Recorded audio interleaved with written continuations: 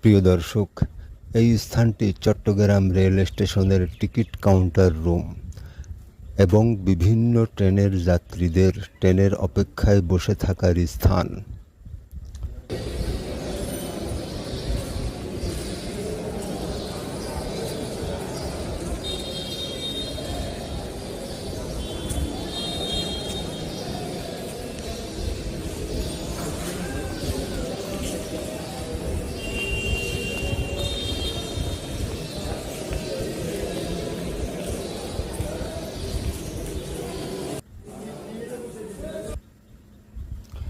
প্ল্যাটফর্মে দুইটি ট্রেন দাঁড়ানো। বাম পাশের ট্রেনটি পাহাড়িকা এক্সপ্রেস এবং ডান পাশের ট্রেনটি সুবর্ণ এক্সপ্রেস।